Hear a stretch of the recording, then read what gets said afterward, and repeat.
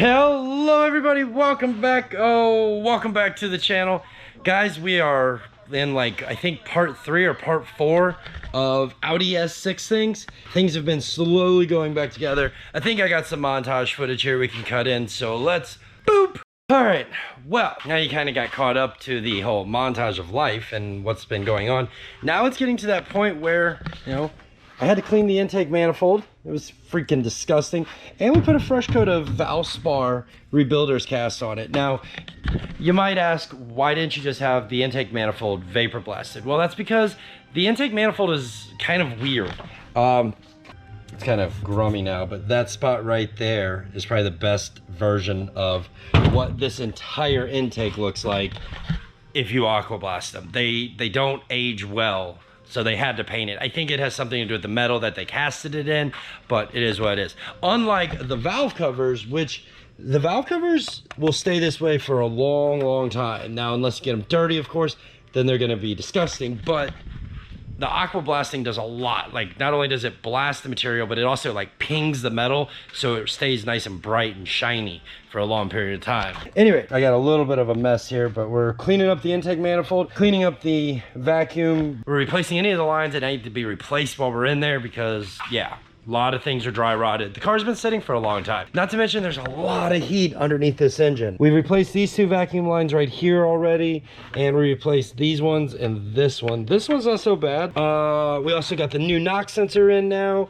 We got to get the other knock sensor, which I forgot fishes down and goes on the side of the intake manifold. And we found a coolant leak right here. That's pretty common. It's a plastic junction. So we're gonna go ahead and replace that with a brass piece. So this guy basically just goes in there and boop. It's one of those pieces I was like, I'm not buying one. I've got one in my toolbox, so hard shelf parts. We finally got new tires on the S6. Wheels look awful, but that's no problem. We're gonna get that cleaned. And then this little bit right here, a little boo-boo that's on the side of it. We have an appointment next week for it to go to body. So this car is going to be looking perfect. Another little trial, I guess, I learned about while building this whole thing. So this is the brake booster feed. It's a whole bunch of things. It's got a vacuum source that comes off the intake manifold, off the intake boot that goes onto the throttle body, feeds the brake booster here, and then it also gets fed vacuum from right down there. Why do we bring this up? Well, I bring this up because 2022, and that's 20 years after this car was manufactured, and you cannot get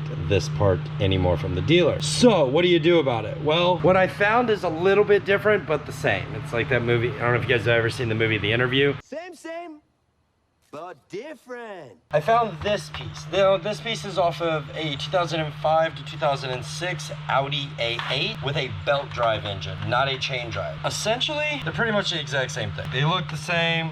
Their function the same, their lengths are the same, except for this half. This half over here is obviously different. We are going to modify this bit to be like this bit, or we're gonna take this bit off and put it on here, and then we'll have the same. And it's hot. Motivation levels are a little slacky.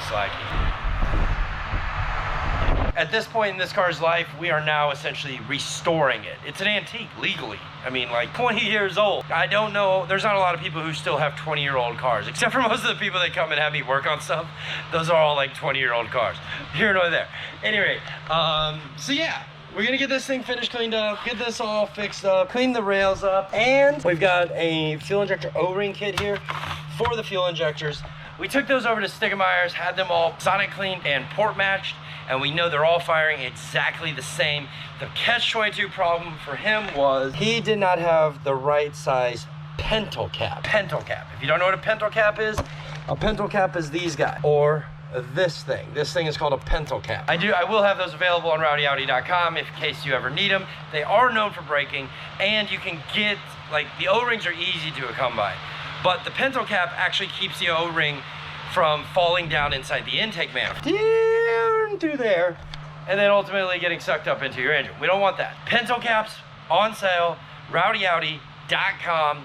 Get them today. If you're doing an injector rebuild kit and you bought injector O-rings from, say, Advanced Auto Parts or Napa or O'Reilly's or any of those parts stores, and you didn't get the pentel cap, that's a problem. You have to have that piece on there, otherwise your O-ring could theoretically fall down into the abyss. And yeah, a lot of things will go through the engine. An O-ring might, but it also might not.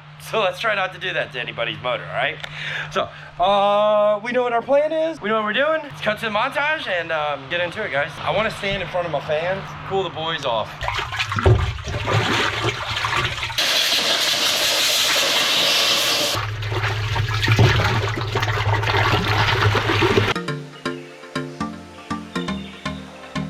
Good morning, everybody. Welcome back to the channel.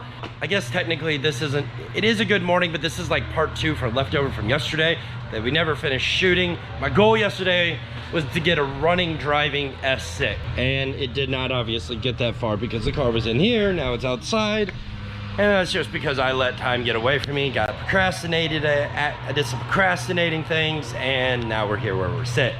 But this morning, we already rebuilt the fuel injectors. Now, if you want to know how to rebuild fuel injectors, or you've never done it, or you want to see more, or you actually just need your fuel injectors rebuilt, you can jump over to RwdyAudi.com, and I offer fuel injector rebuilding service along with flow matching and balancing of your injectors.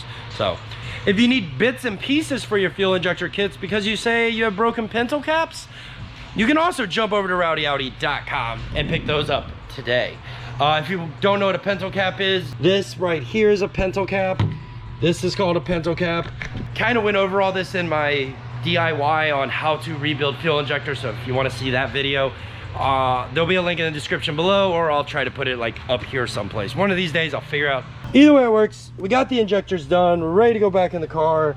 We rebuilt all this bit back here yesterday, reassembled the throttle body, got the diaphragms back on. I've already replaced all the vacuum line bits that needed to be replaced. Still gotta swap the spark plugs on that side. We got the coil packs all clean. Those get bolted in.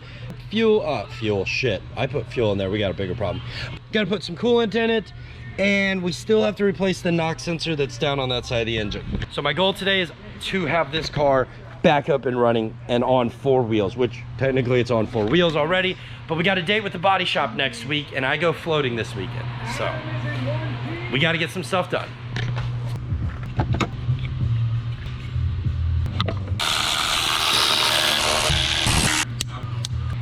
All right, well, at some point around this whole mess, GoPro decided to die, but that said, I think we got it all done. Less of one freaking knock sensor that needs to go like together here. It's bit me. Okay, let's just kind of slide that guy in there like that. We'll leave it alone for right now. We got all these bits in here. This is all together, that's together, that runs over there, that's that. Check, check, check, check, check. Oh, oil. Does it got oil? Yeah, it's got oil. Cool. Give it hell and see what happens. Oh, let's see if it fires up. Well, shit. Battery's dead. It's super dead. It was at like 0.08, so we're gonna let it do some chargy things. There's nothing really here to do except for twiddle my thumbs. Oh, I don't know what to say. I'll be right back, guys. So this thing's been on the charger for probably like 10 minutes. I changed it from fast charging to what's called a flash program mode, and essentially all it does is it mimics the car running. But we're gonna give this thing a go and see if it's got any power. Hey, look at that.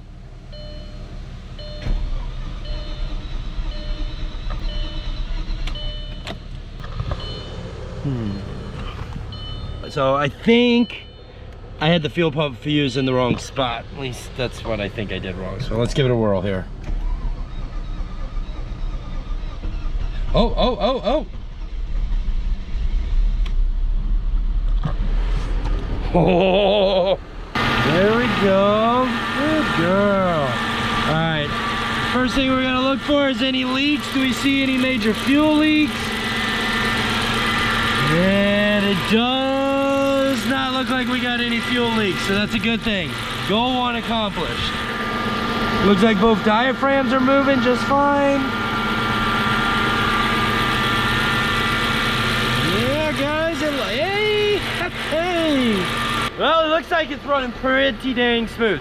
I'm gonna go ahead and let this thing warm up for a little bit, check it over some more, and I'm just gonna, thought I seen smoke about how to small heart attack. We're gonna let it get up to temperature now and just feel it out. If everything feels good, we're definitely gonna take it for a drive. I mean, I've drove the car before. Drove it on really crappy tires and half of the electronics, half of the like engine stuff working right, broken diaphragms, and the car hauled butt. So I'm anxious to see how well the car runs now that it's all sealed up and running right. So far so good. Car seems to be taking temperature well. There's a lot of residual shit that's burning off now because we cleaned everything. And here we can only get so far down on the side of the motor and vice versa on the exhaust manifolds. So 20 minutes later. It's got some oil in it. Let's see what it sounds like. Let's give it a little rev. Here's where I'm excited. Oh.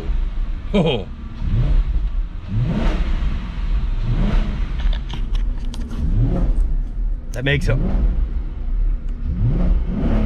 Oh, that sound.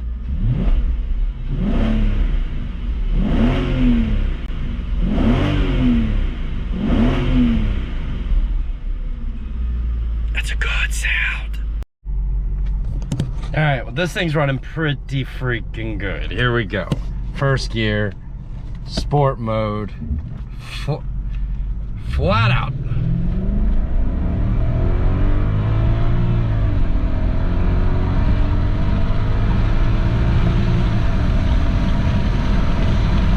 Yeah, we got to brake before the chicane. I could probably brake way harder than that, but back down.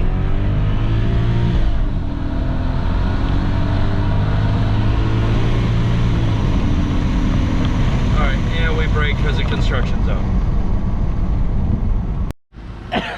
Well, it seems like all she needed was a good hard, like, running and no more smoke. We got rid of it. She burnt off all the crap that was on her. So I'm gonna throw the engine covers on. Guys, this isn't the last time we see this S6. This car will be back for more maintenance as it continues living its life as it continues to relive its life.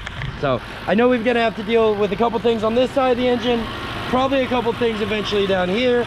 Customer already wants to go ahead and get timing belt and water pump front end services done. So there's lots to come. He's even gonna be doing a big brake conversion eventually on this. We've been back and forth on it. He doesn't know what he wants to do. Also, he's considering lowering it. So the whole BC versus KW versus ST, like there's all the options in the world. So guys, make sure you subscribe to the channel. We've got tons more content coming for the Audi S6. It's just a matter of time and money, essentially. So if you're new to the channel, consider subscribing. And for everyone else, thanks for watching. Thanks for subscribing. I'll see you guys in the next one. Peace. I'm Audi.